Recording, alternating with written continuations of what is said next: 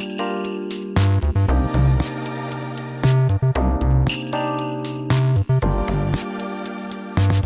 all, I hope you're all well.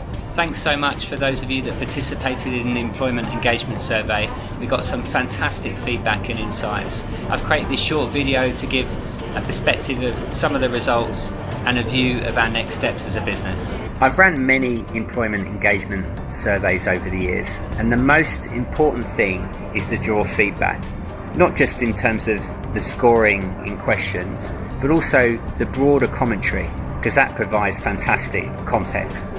Now, to set expectations, any employment engagement survey is pretty useless unless we have actions and follow-up. I'm envisaging that through your feedback we can really improve our organisation as a whole.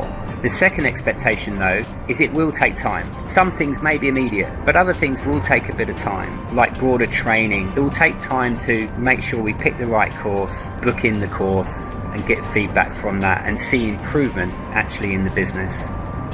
We'll be running the employment engagement every 6 months. So we start this benchmark and then we'll have another survey in December and then a further survey this time next year. And we will provide an update on how we're tracking in 90 days. So expect some further feedback post October. Okay, drum roll. What were our results? So firstly, you look at participation and you'll see there's various gradings here, from the lowest, which is under 70%, to the highest, which is over 90%. We had 110 participants out of the 135 employees currently at EP. That's 82 participation, which is good. However, there is room for improvement here. In my previous organisation, we were getting scores around 90-95% participation, and that's something that we should shoot for. In addition, we had a great amount of written comments, 203. Most of those were neutral or negative, but I think that's actually a positive, in that feedback really provides us a platform to improve.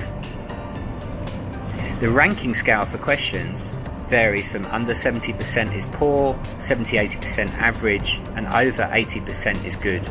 Overall, we scored 70%, which is average, although I put the equals as poor because we're pretty close to poor engagement. This isn't a great place to be. However, I think there's so much opportunity here, providing a platform for you to grow personally and professionally. So where do we score the lowest?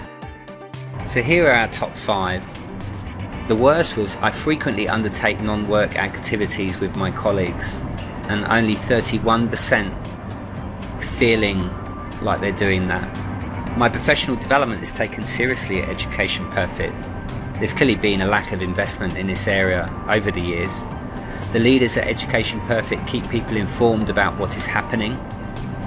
So this is really speaking to a consistent and a transparent approach to communication. The work I do is varied and interesting.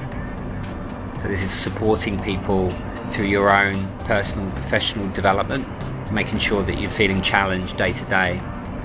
And then the final one, I have respect for the leadership team. Probably one of the biggest gaps is the business hasn't had a leader for the last 12 months, and it's clear in the feedback that it's been pretty confusing where that team is and what their responsibilities are. So where do we score the highest? So here are the top 5, and I put some with the yellow equals mark because whilst it's green and it's good, it's still not a great score. It's still very close to average.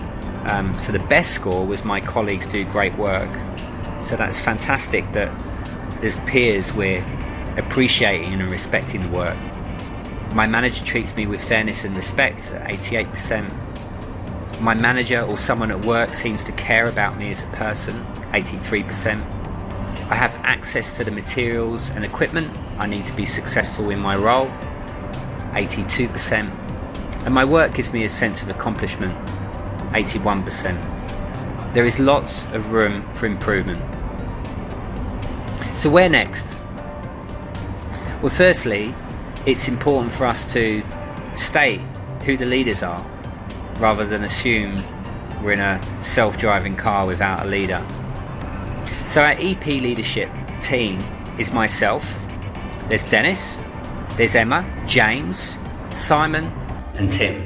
We've had a number of sessions since I joined, and we had one in Sydney last week where we're specifically talking about focus areas and areas where we can improve employee engagement. We picked out 5. We clearly need to find a more consistent and a transparent way of communication. And also, we need to encourage more two-way communication.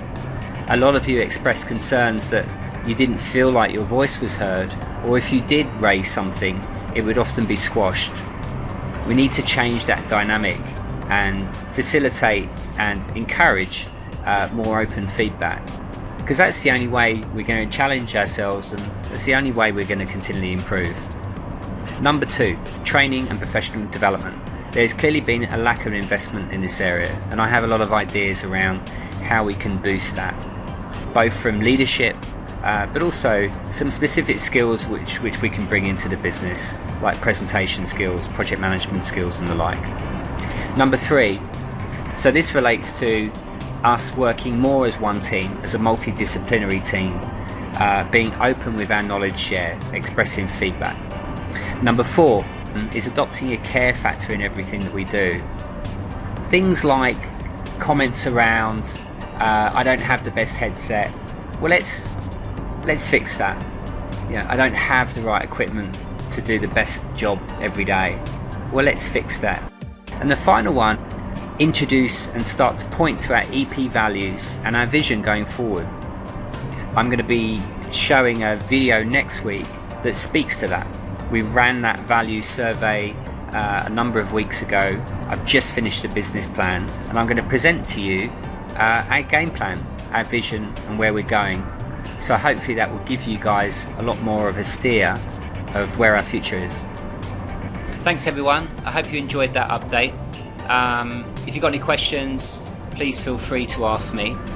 You'll see another video update from me next week where I'll give you more perspective around the business plan, our values, our vision, and some of the thinking about where we're going. So I hope you enjoyed that.